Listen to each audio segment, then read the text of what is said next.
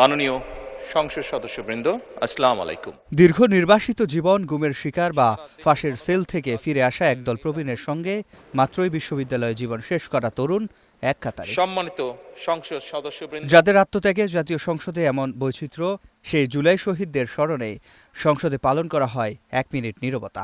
সব পক্ষকে জুলাই নিয়ে বলার আহ্বান জানান স্পিকার। গুম খুনের শিকার হয়েছেন এবং সর্বশেষ জুলাই আন্দোলনে যারা শহীদ হয়েছেন তাদের আত্মার মাগফিরাত কামনা করছি।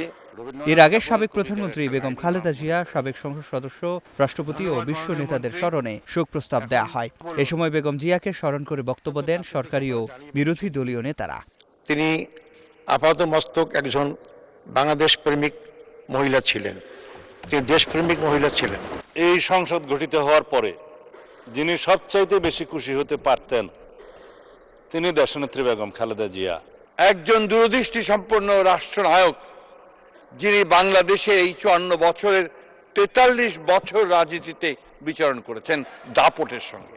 ওসমান হাদি, আবরার ফাহাদ, ফেলানী খাতুন সহ জামায়াতের সাবেক শীর্ষ নেতাদের নাম শোক প্রস্তাবে যুক্ত করার আহ্বান জানান বিরোধী দলীয় চিফ হুইপ শরীফ ওসমান হাদির নাম শোক প্রস্তাবের জন্য আমরা প্রস্তাবিত করছি।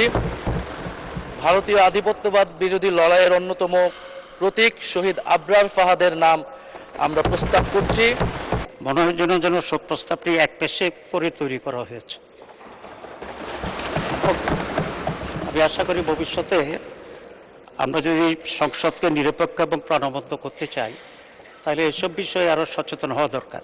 এরপর সংসদে 133টি অধ্যাদেশ উপস্থাপন করেন আইনমন্ত্রী। মহামান্য রাষ্ট্রপতি কর্তৃক জারিকৃত 133টি অধ্যাদেশ গণপ্রজাতন্ত্রী বাংলাদেশের সংবিধানের অনুচ্ছেদ 93 এর দফা 2 ও 4 এর বিধান অনুযায়ী এই মহান সংসদে উপস্থাপন করছি। অধিবেশনের প্রথম দিনে বিশেষ অধিকার সম্পর্কিত সংসদ কমিটি সহ কয়েকটি কমিটিও গঠন করা হয়। রাজপথে মিছিলে, স্লোগান আর প্রতিবাদে যারা এতদিন রাষ্ট্রের নানা অসঙ্গতি নিয়েছিল সোচ্চার, তারাই এবার আইন প্রণেতা। রাষ্ট্রের সর্বোচ্চ আইনসভাকে জনগণের অধিকার আদায়ে কেন্দ্রে পরিণত করার লড়াই শুরু হলো আজ থেকে তাদের দিয়েই। সিফাত শাহরিয়ার, স্টার নিউজ, ঢাকা।